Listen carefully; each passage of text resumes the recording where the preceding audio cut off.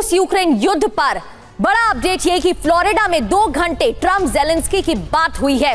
Florida में करीब 2 घंटे अमेरिकी राष्ट्रपति डोनाल्ड ट्रंप और यूक्रेनी प्रेसिडेंट जेलेंस्की के बीच बातचीत चली। इस दौरान जेलेंस्की ने क्या कहा, बातचीत के बाद क्या जानकारी दी कि पीस प्लान पर 90% सहमति बन गई है। डोनबास में जनमत संग्रह का विचार अमेरिका यूरोप से भी डील हुई है। तो बातचीत से पहले ब्रिटिश पीएम स्टारमर से भी जेलेंस्की ने बात की थी। डोनाल्ड ट्रंप ने क्या कहा? ट्रंप ने कहा कि पुतिन युद्ध विराम पर सहमत नहीं है। डोनबास पर सबसे ज्यादा पेच अटका हुआ है, विवाद फंसा हुआ है। प्रेसिडेंट ट्रंप ने कहा कि डोनबास पर नहीं बनी है सहमति। ट्रंप ने कहा कि डोनबास चाहते हैं पुतिन। आगे क्या कहा? डोनाल्ड ट्रंप ने कहा कि अभी विवाद बरकरार है, कुछ हफ्तों में नतीजा निकलेगा, कुछ हफ्तों में समाधान निकलेगा, यूक्रेन जाने पर भी विचार करेंगे। ये बड़ी बात डोनाल्ड ट्रंप ने कही। और क्योंकि दोनों के बीच मुलाकात और वार्ता से पहले पुतिन से ट्रंप की बात हुई थी, तो पुतिन से बातचीत पर डोनाल्ड ट्रंप ने कहा कि ट्रंप पुतिन में फोन पर 2.5 घंटे बात हुई है। फोन कॉल पर करीब 2.5 घंटे बात हुई। कुछ हफ्तों में यूक्रेन युद्ध का निष्कर्ष निकलना चाहिए। रूस यूक्रेन दोनों युद्ध विराम चाहते हैं, ये बात भी कही गई। तो नहीं बनी बात, शांति नहीं है, सर्वनाश अभी भी जारी है, क्योंकि अटैक अभी भी जारी है। लेकिन इस दौरान हुआ क्या क्या, डिटेल में अब ये समझ लेते हैं।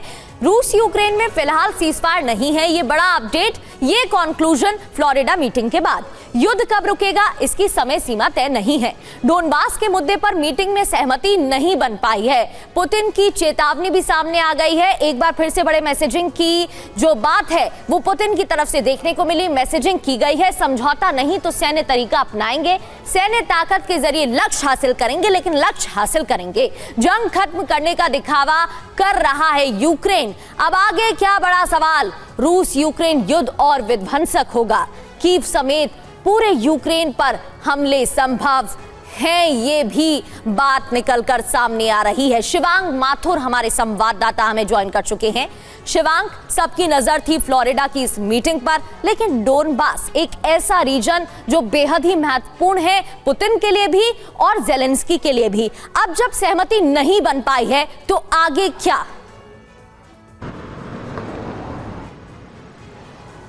देखिए, ये करीब 3 घंटे की मुलाकात फ्लोरिडा के एक फार्म हाउस पे हुई जो डोनाल्ड ट्रंप का है, और वहाँ इस मुलाकात में ये उम्मीद लगाई जा रही थी कि कहीं ना कहीं एक सॉल्यूशन की तरफ आगे बात निकल कर आएगी।